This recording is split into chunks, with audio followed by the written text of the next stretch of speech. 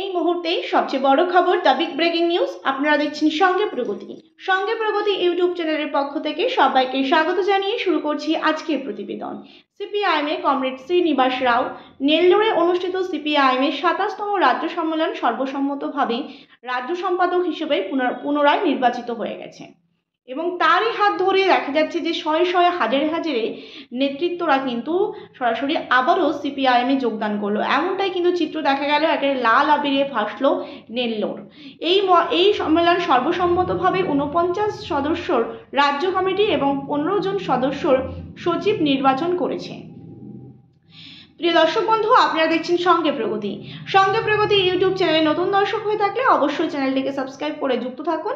নতুন নতুন ভিডিওর আপডেট পাওয়ার জন্য ভিডিওটি ভালো লেগে থাকলে অবশ্যই লাইক করুন, শেয়ার করুন। আপনাদের মতামত অবশ্যই কমেন্ট বক্সে কমেন্ট করে জানান। যে লাল আবিরে যে ভাসলো নেল্লোর, তারই এক ঝলক আপনাদের সামনে তুলে ধরছি, দেখুন। এই সভাতে সর্বসম্মতভাবে রাজ্য সম্পাদক হিসেবে পুনরায় নির্বাচিত হয়েছে।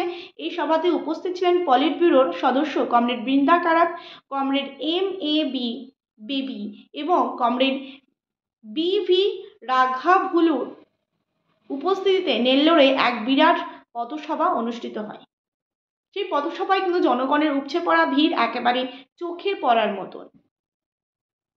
অন্যদিকে দেখা যাচ্ছে যে আমরা যদি দেখি যে উত্তর পূর্বের রাজ্যে ত্রিপুরা, সেখানেও কিন্তু সিপিআইএমের শক্তি বৃদ্ধি হচ্ছে।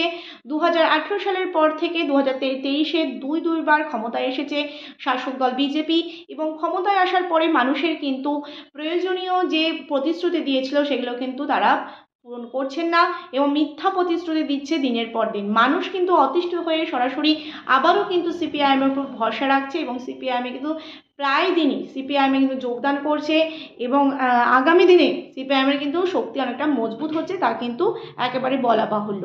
অন্যদিকে দেখা যাচ্ছে যে এই যে সভা, এখানে যে জনগণের উপচে পড়া ভিড় তা একেবারে চোখে পড়ার মতন এবং মানুষের উপচে পড়া ভিড় প্রমাণ করে যে এই যে কেরালার নেল্লোরে যিনি মুখ্যমন্ত্রী রয়েছেন বর্তমানে, তার যে কার্যকলাপ, তার যে কর্মকাণ্ড, সেগুলো নিয়ে কিন্তু সেখানকার মানুষ যথেষ্ট কিন্তু আশাবাদী এবং জিএসটি নিয়ে তার যে উদারতা দেখা গিয়েছে তা একেবারে অত্যন্ত প্রশংসনীয়।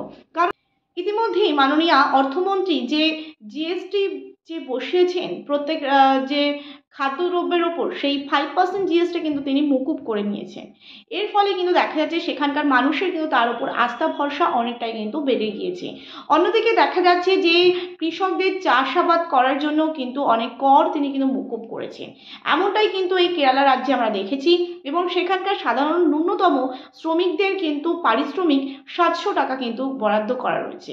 যেখানে এই রাজ্যের যে পরিস্থিতি, সাধারণ মানুষের কাজ নেই, রুটি রুজির অভাবে মানুষ কিন্তু কাজের অভাবে অন্য রাজ্যে পরিযায়ী শ্রমিক হতে কিন্তু বাধ্য হচ্ছে। সেক্ষেত্রে বলা যেতে পারে যে অনেকটাই উন্নত এই কেরালা রাজ্য তুলনামূলকভাবে। প্রিয় দর্শক বন্ধু, এই ছিল আমাদের আজকের প্রতিবেদন। ভিডিওটি ভালো লেগে থাকলে অবশ্যই লাইক করুন, শেয়ার করুন। আপনাদের মতামত অবশ্যই কমেন্ট বক্সে কমেন্ট করে জানান। নতুন দর্শক হয়ে থাকলে কিন্তু চ্যানেলটিকে সাবস্ক্রাইব করতে একদমই ভুলবেন না। ধন্যবাদ সকলকেই।